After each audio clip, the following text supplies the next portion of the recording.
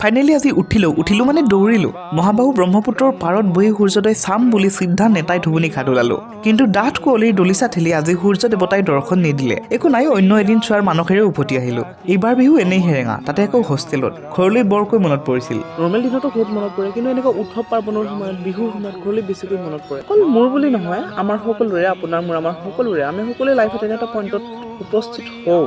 যিটো পইণ্টত আমি ফেমিলিৰ ভেলিউ ঠিকেই বুজোঁ কিন্তু ফেমিলিক